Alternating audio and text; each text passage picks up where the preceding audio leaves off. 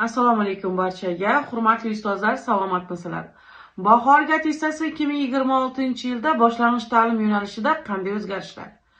Birinchi o'zgarish o'qish savodxonligi, tabiiy fan va tarbiyadan 24 birinchi sinf darsliklarini o'qib qo'yishingiz kerak.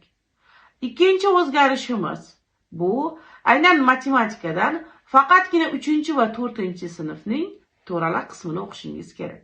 Ilgarigi mavsumlarda biz matematikani 5 va 6 sinflarni ham o'qir edik.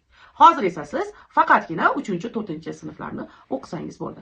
Bundan tashqari yana o'zgarish bo'lganki, ya'ni siz o'qish savodxonligi va 5-6 sinf adabiyoti bo'yicha sizga 7 ta savol tushar edi. Hozir ham savollarimiz soni mana shu 7 ta. Faqatgina nima o'zgargan bilasizmi? Aynan 7 ta savolning 4 tasi sizga asar matnni o'qib tushunish. Birinchisi, unga sarlavha qo'ya olishingiz. Asarni tushunib, o'qiganingizdan so'ng unga sarlavha qo'yishingiz. Undan so'ng esa asarni bosh g'oyasini, uning sujetlarini, ketma-ketligini qo'ya olishingiz. Bundan tashqari esa siz unga mantiqiy yondashgan holatda, mulohaza qilgan holatda aynan matnga to'g'ri kelmagan javobni topa olishingiz kerak.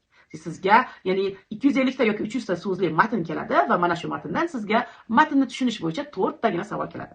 Mana shu 4 ta savolni yechishingiz uchun esa siz ko'proq mana shunday yangi tipdagi testlarni yechishingiz kerak. Shunaqa test yechmoqchi bo'lsangiz, Telegramdan Zulfiyaxon To'ychiyeva deb yozing yoki plus ishorasini qo'ying.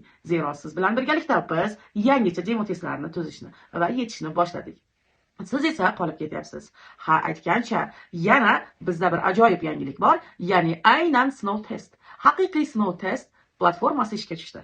Faqatgina Zulfiyaxon To'ychiyeva guruhining yopiq guruhidagi ustozlar uchun mutlaqo bepul.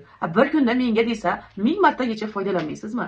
Axir bepul bo'lgandan keyin qayta test yechish kerak-ku. Shuning uchun ham siz ushbu platformaga bepul bog'lanmoqchi bo'lsangiz, pulli varianti yo'q, faqatgina bepul, ya'ni yopiq guruhdagilar uchungina ishlanadi. Attestatsiya jarayonlaridagi yoki milliy sertifikat imtihonining eng so'nggi yangiliklarni bilmoqchi bo'lsangiz, Zulfiyaxon To'ychiyeva guruhidan, kanallaridan uzoqlashmang. Sog' bo'linglar, salomat bo'linglar.